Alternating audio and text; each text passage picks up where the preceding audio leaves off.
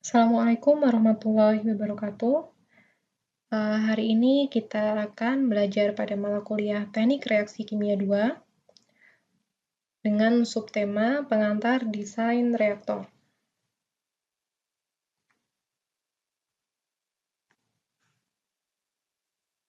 Nah, untuk mendesain suatu reaktor biasanya kan muncul beberapa pertanyaan yang sering ditanyakan. Kita tahu bahwa kemarin kita sudah berbicara mengenai reaksi homogen, di mana reaksi homogen itu kan yang paling mungkin terjadi itu pada fase fluida, yaitu fase liquid maupun fase gas. Kalau untuk fase padatan maka dia tidak homogen ya. Nah, kemudian yang kedua, apa sih yang dicari dalam perancangan reaktor? Yang kita cari dalam merancang reaktor itu biasanya volume. Ya, berapa volume yang dibutuhkan pada reaksi berikut? Berapa volume yang dibutuhkan untuk mereaksikan ini dan itu? Seperti itu. Nah, kemudian pertanyaan selanjutnya, apakah volume fluida itu sama dengan volume reaktor? Nah, karena fluida itu mempunyai sifat menempati ruang, maka bisa kita samakan antara volume fluida dan juga volume reaktor.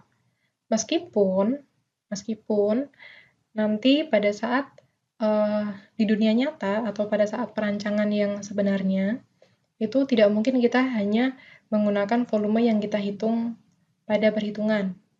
Otomatis kita juga menambahkan faktor-faktor yang lain seperti faktor safety dan yang lainnya, sehingga akan ada over design dalam mendesain sebuah reaktor. Tetapi untuk kuliah kali ini kita menghitung sesuai dengan volume reaktor yang dibutuhkan saja.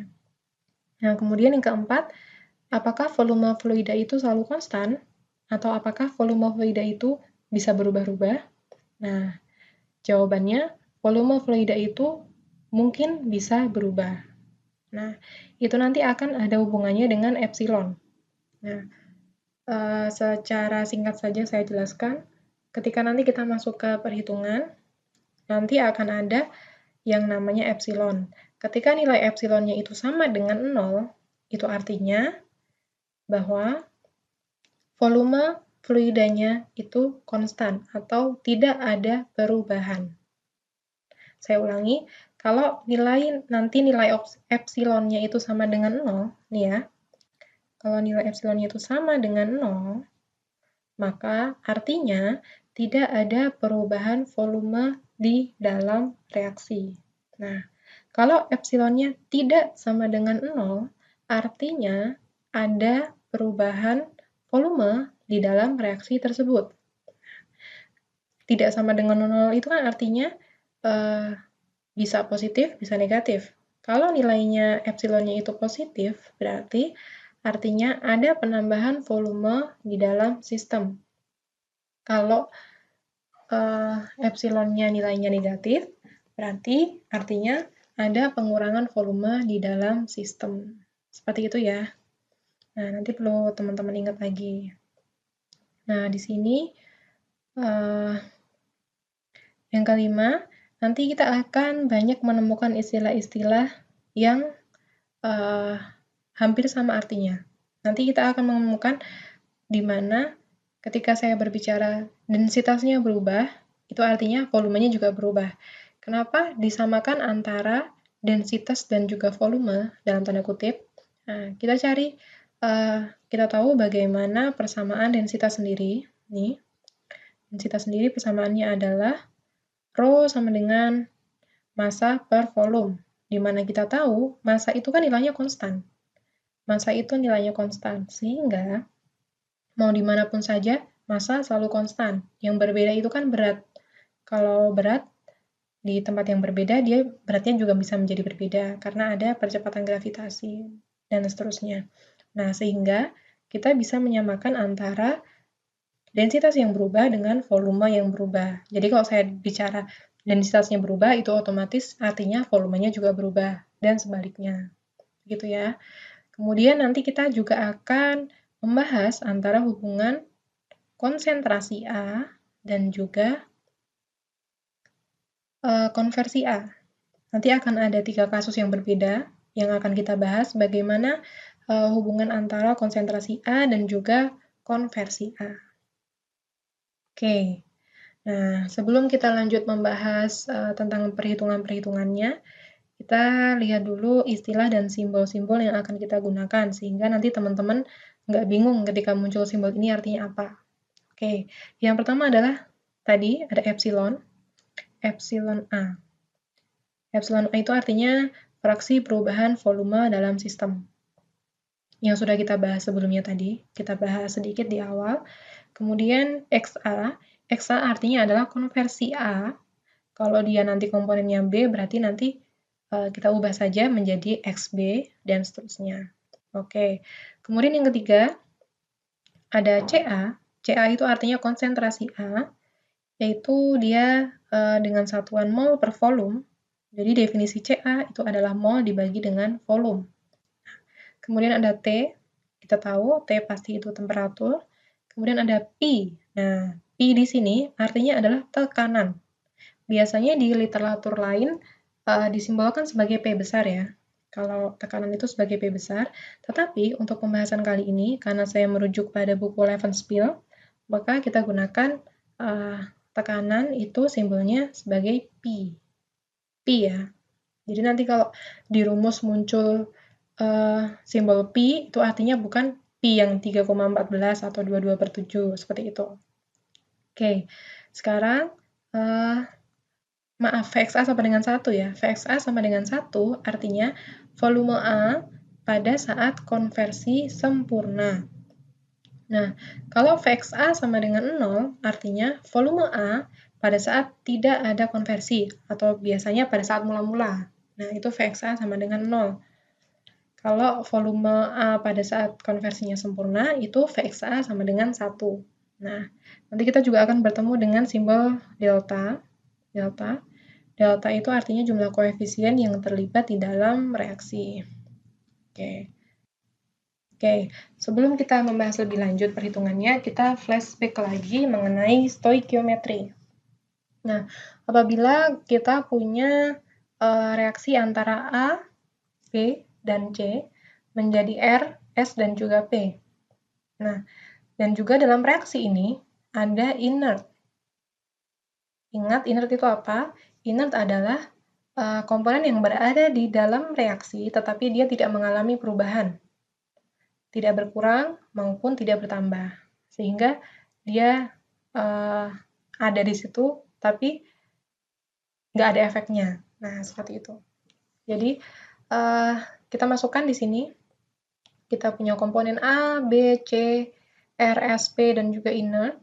Kemudian kita punya nanti nilai pada saat awal reaksi yang kita simbolkan dengan T sama dengan 0.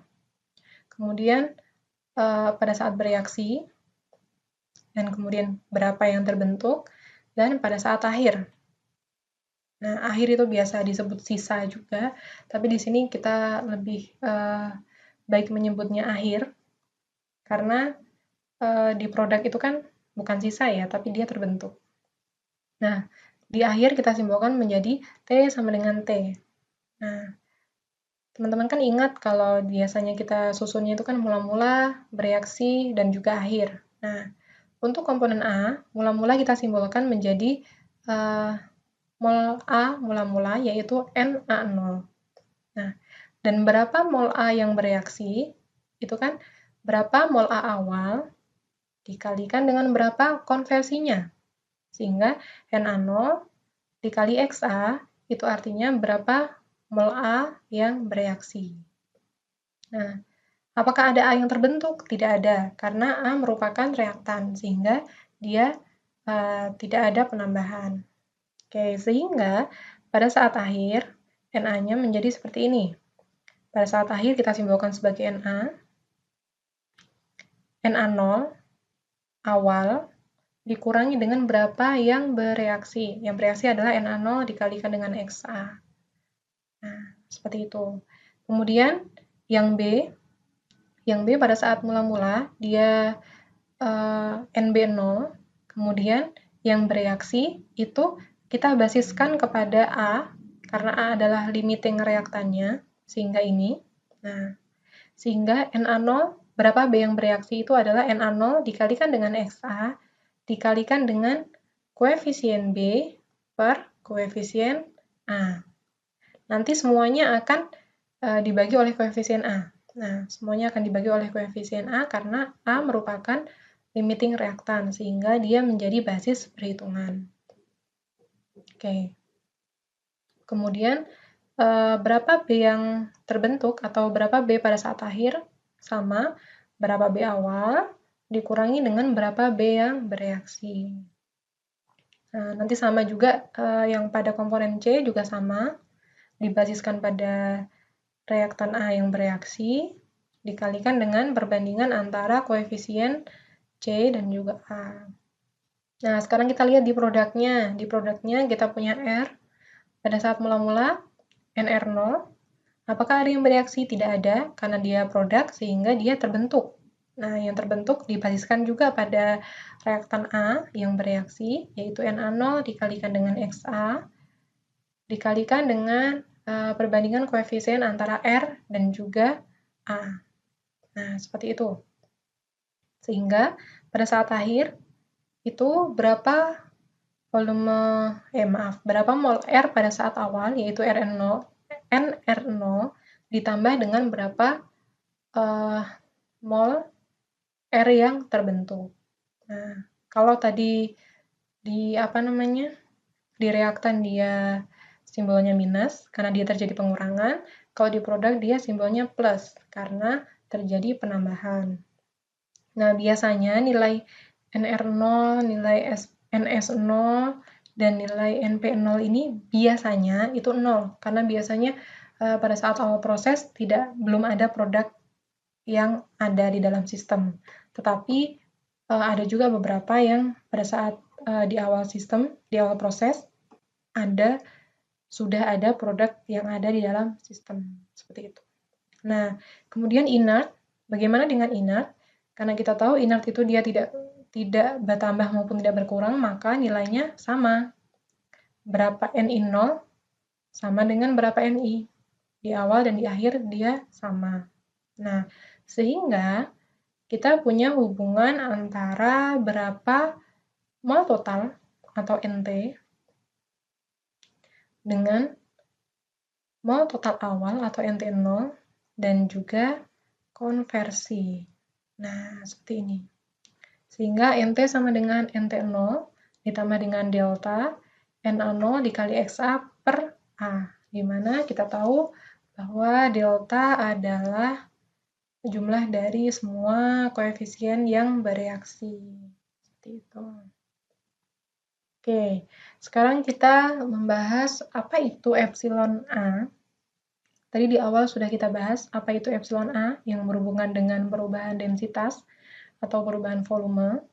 Nah, definisi dari epsilon A adalah fraksi perubahan volume dalam sistem, yaitu antara tidak ada konversi atau Xa sama dengan 0 dan konversi sempurna dari reaktan A atau Xa sama dengan 1. Nah, kita lihat di sini adalah rumus yang perlu teman-teman ketahui untuk mencari berapa epsilon A. Nah, rumusnya adalah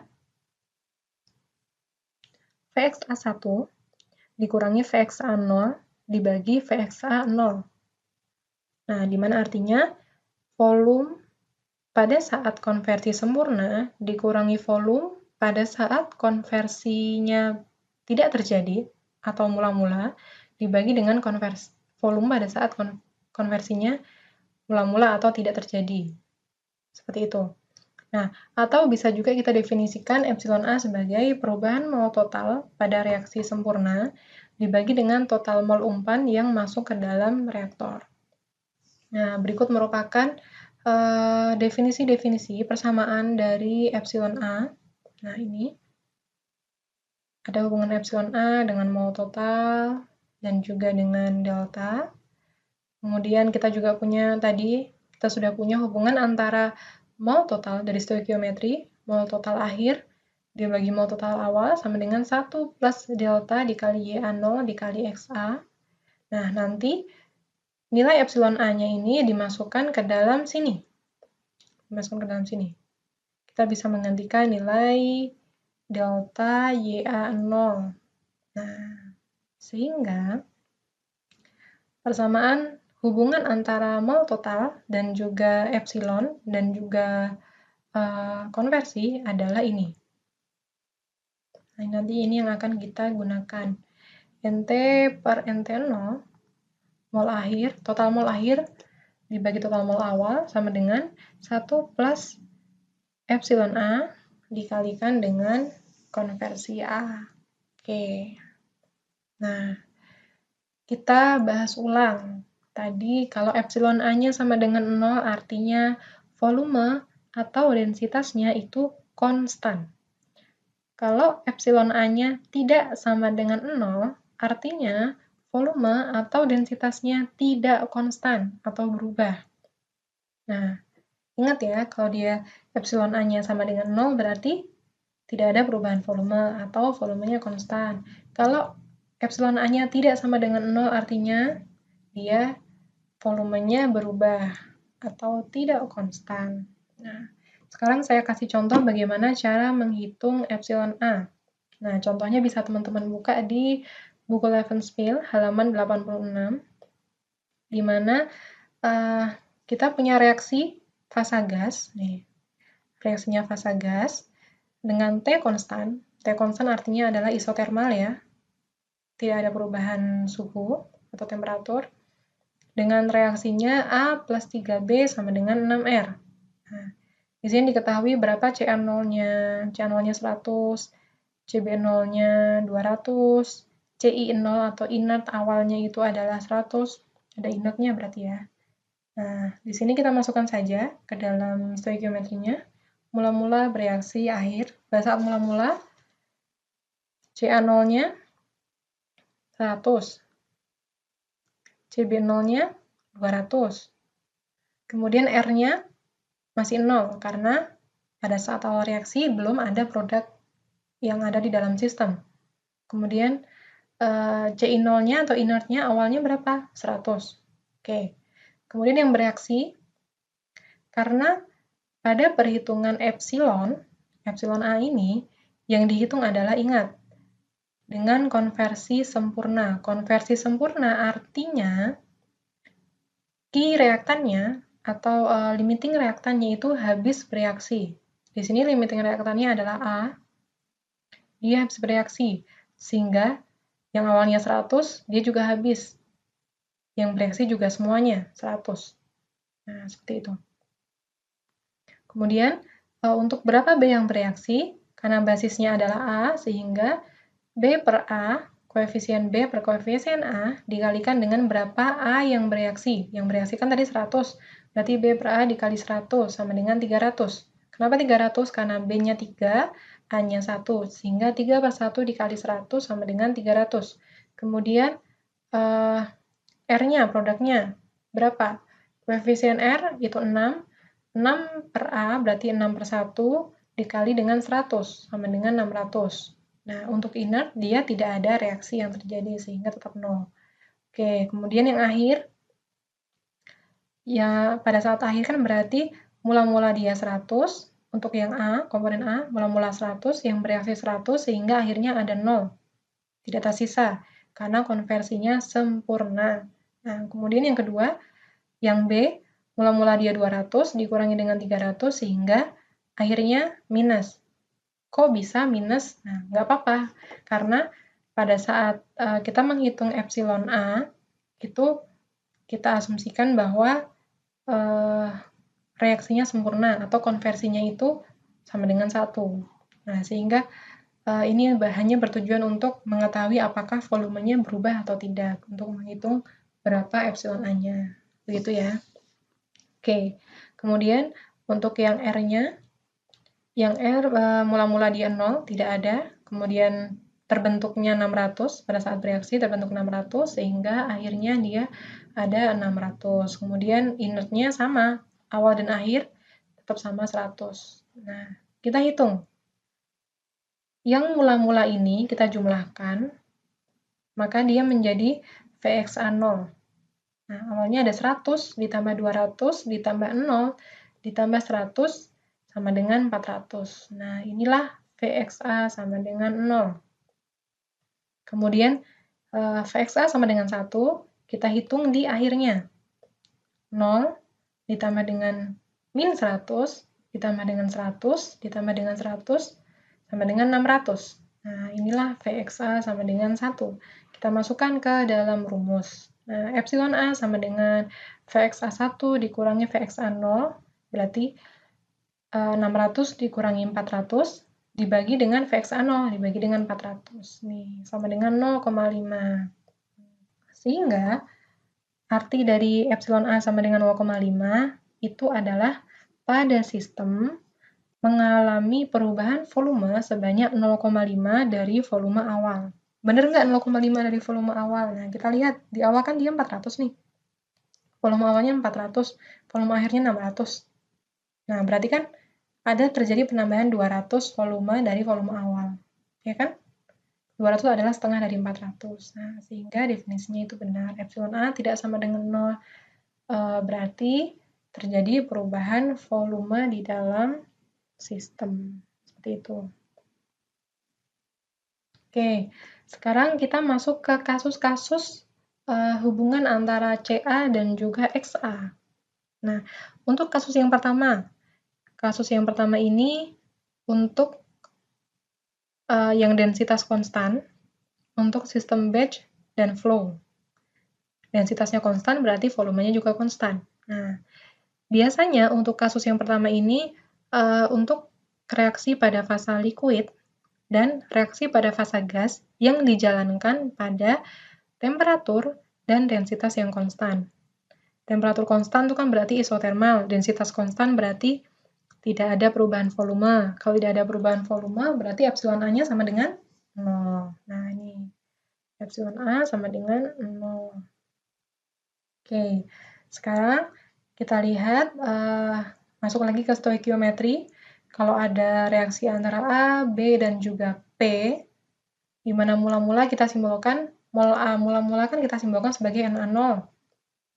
Nah, kemudian mol A akhir biasa kita simbolkan sebagai Na. Nah, berarti berapa yang bereaksi? Yang bereaksi itu kan awal dikurangi dengan akhir otomatis, ya kan? Berarti Na0 dikurangi dengan Na. Itulah yang bereaksi pada A. Yang B, sama seperti perhitungan stoikiometri kita di awal, karena basisnya adalah A, sehingga B yang bereaksi adalah koefisien B per koefisien A dikali dengan berapa A yang bereaksi. Begitupun dengan P juga sama. Nah, ingat yang atas ini, yang mula-mulaan ini untuk menghitung berapa VXA 0-nya. Yang akhir, yang ini, menghitung berapa VXA sama dengan 1-nya. Nah, nanti kalau misalkan ada angkanya, teman-teman hitung, otomatis epsilon A-nya sama dengan 0. Kenapa? Karena dia tidak ada perubahan volume. Oke. Nah, sekarang kita tahu definisi dari konversi itu adalah jumlah reaktan yang bereaksi dibagi dengan jumlah reaktan pada saat awal. Nah, berarti konversi itu apa? Konversi itu jumlah reaktan yang bereaksi. Mana yang bereaksi? Nih, Na0 min Na. Nah, ini kan? Nih, di sini kita punya definisi dari konversi A. Konversi A adalah berapa jumlah reaktan yang bereaksi? Ini yang bereaksi Na0 min Na dibagi dengan jumlah reaktan pada saat mula-mula, yaitu Na0. Sehingga kalau kita tata ulang persamaannya menjadi seperti ini. Na sama dengan Na0 1 min Xa. Ini hubungan antara mol A dan juga konversi A. Oke. Sekarang kita mencari bagaimana nanti hubungan konsentrasi dan juga konversi. Nih, kita tahu definisi dari konsentrasi ini. Konsentrasi Ca itu kan sama dengan Na per V, mol A per volume. Nah, di mana mol A kita punya, nih, Na itu kan kita bisa substitusikan dari sini. Na disubstitusikan ke sini. Nah, sehingga Ca sama dengan Na0 dikali dengan 1 min Xa per volume.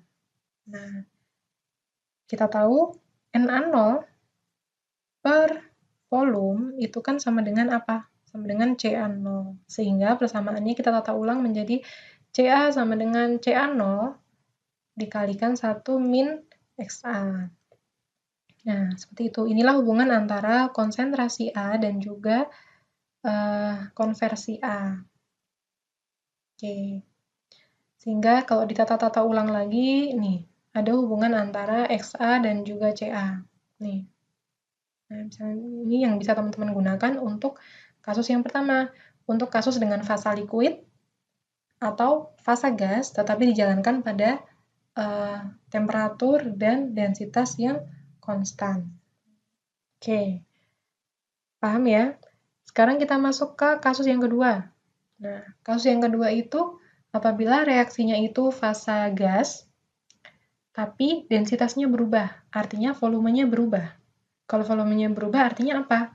Epsilon A-nya tidak sama dengan 0. Nih, epsilon A-nya tidak sama dengan 0.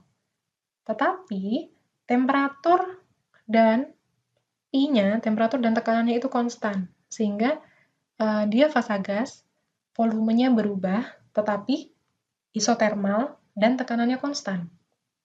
Berarti tidak ada perubahan temperatur dan juga tidak ada perubahan tekanan. Yang berubah hanya volumenya saja. Oke, sekarang kita tadi pun sudah di awal sekali kita sudah punya hubungan yang tadi stoikiometri, kita punya hubungan antara mol total dan juga epsilon A dan konversi. Nah, karena ini fasanya gas, maka kita mensubstitusi nilai molnya ini, NT, dan juga NT0 ini, dengan persamaan gas ideal. Kita tahu persamaan gas ideal adalah PV sama dengan nRT. Ingat, P ini artinya adalah tekanan. Nah, susun ulang, mol sama dengan PV per RT.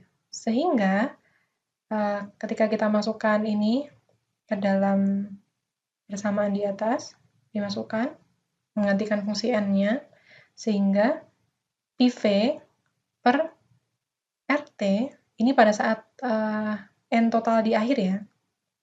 Ini N total akhir, yang ini N total awal, sehingga V-nya beda. Yang ini V akhir, yang ini V0 atau V awal. Nah, kemudian kita tahu Pi-nya atau tekanannya kan sama, sehingga bisa kita coret. Pi-nya dicoret, I-nya dicoret, R-nya juga kita coret. Kemudian T-nya, karena dia isotermal, sehingga juga bisa kita coret. Nah, sehingga persamaannya menjadi gimana? V per V0 sama dengan 1 plus epsilon A dikalikan dengan XA. Nah, kalau kita susun ulang, kita pindah ruaskan V0-nya ke kanan, menjadi V sama dengan V0 dikalikan 1 plus epsilon A dikali XA.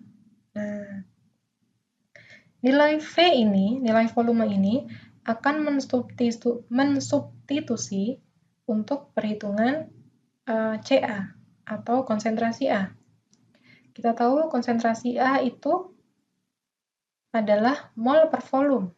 Na kita substitusi dengan persamaan yang awal tadi, di mana mol A pada saat akhir atau Na itu kan definisinya adalah Na0 dikali dengan 1 min XA per volume. Nah, volumenya ini digantikan dengan volume yang di sini. Nah, volume ini mensubstitusi volume yang ini sehingga persamaannya menjadi Ca sama dengan Na0 dikali 1 min XA per V0 1 plus epsilon A dikalikan dengan XA. Oke, sekarang kita susun ulang. Ini. Kenapa kok tiba-tiba jadi Ca0? Karena nih, Na0 dibagi dengan V0. Na0 dibagi dengan V0 itu kan Ca0. Nah, sehingga persamaan hubungan antara Ca dan Xa pada kasus yang kedua adalah seperti ini. Nih, seperti ini. Kita susun-susun ulang menjadi beberapa persamaan yang bisa kita gunakan dalam perhitungan nanti.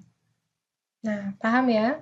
Untuk kasus yang kedua, untuk fasa gas, volumenya berubah, berarti epsilonnya tidak sama dengan 0, dan suhunya konstan atau isotermal, dan tekanannya juga konstan. Oke, Sekarang kita masuk di kasus yang terakhir. Kasus yang terakhir atau kasus yang ketiga itu untuk fasa gas secara umum. Sama kayak yang kasus yang kedua tadi kan, sama-sama fasa gas.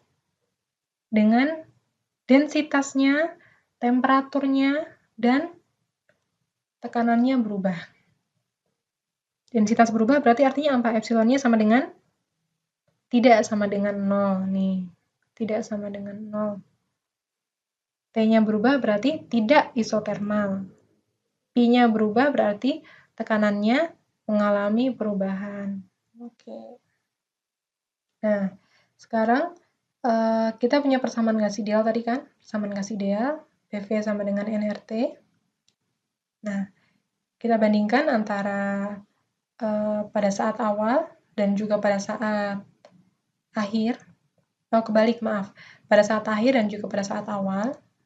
Karena dia volumenya berubah, otomatis tekanannya tidak sama antara Pi dan Pi0. V-nya juga tidak sama, volumenya mengalami perubahan. Nah, T-nya juga tidak sama. T dan T0-nya juga beda. Nah, kita susun ulang menjadi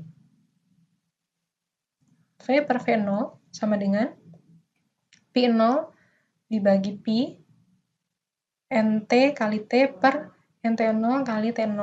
Nah, di sini nilai mol total atau NT per mol total awal atau NT0, NT per NT0 ini bisa kita substitusi dengan persamaan yang sudah kita punya di awal tadi, dengan ini. Nah, kita punya persamaan hubungan antara NT per NT0 dengan XA dan juga epsilon A. Nah, di sini. Nah, kita substitusikan, persamaannya menjadi ini. Dan kita tata ulang menjadi V sama dengan V0 Pi0 dikalikan dengan temperatur dibagi Pi kali temperatur awal dikali 1 plus epsilon A dikali XA. Nah, ini hubungan antara volume dan juga XA ini nanti kita masukkan ke dalam, sama seperti yang kasus kedua tadi, masukkan ke dalam rumus untuk mencari konsentrasi A. Nah, volumenya diganti nih, volumenya diganti dengan yang ini, dengan volume ini. Substitusi saja sama seperti tadi. Na-nya juga disubstitusi dengan fungsi Na0 dan Xa, sama. V-nya disubstitusi dengan V yang sudah kita dapat dari sini. Oke, sehingga kita susun ulang, persamaannya menjadi Ca sama dengan Ca0 dikalikan 1 min Xa per 1 plus epsilon A dikalikan dengan Xa dikali dengan Pi0 dikali T per Pi dikali T0. Nah, ini dia. Oke. Nah, ini juga untuk hubungan antara Ca dan Xa. Di sini juga kita tuliskan hubungan antara Cb dan juga Xa. Cr dan juga Xa juga ada. Oke. Sekarang ada juga beberapa catatan. Jika gasnya bukan gas ideal dan tekanannya tinggi. Nah, kalau yang tadi kita sudah bahas di kasus pertama, kedua, dan ketiga itu kan gasnya ideal.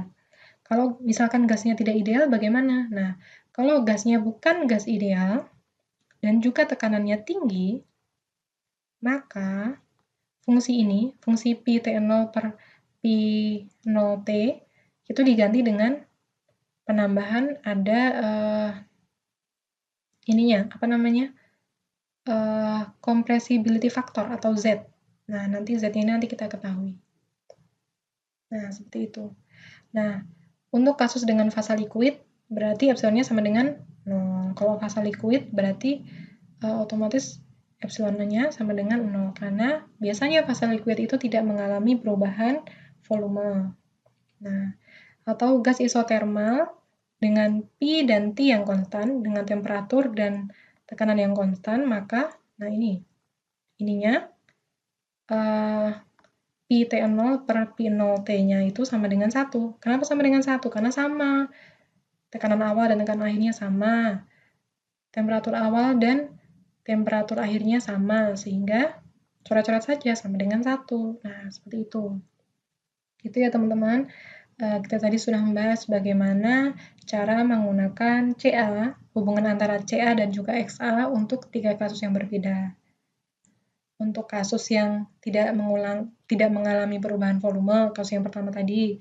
Kasus yang kedua, dia gas, mengalami perubahan volume, tapi isotermal dan tidak ada perubahan tekanan. Kalau kasus yang ketiga, dia gas, mengalami perubahan volume, mengalami perubahan temperatur, dan mengalami perubahan tekanan. Nah, itu menggunakan hubungan antara CA dan XA yang berbeda-beda. Oke, begitu ya. Mungkin cukup sekian penjelasan dari saya. Apabila ada yang ditanyakan, teman-teman bisa menghubungi saya. Wassalamualaikum warahmatullahi wabarakatuh.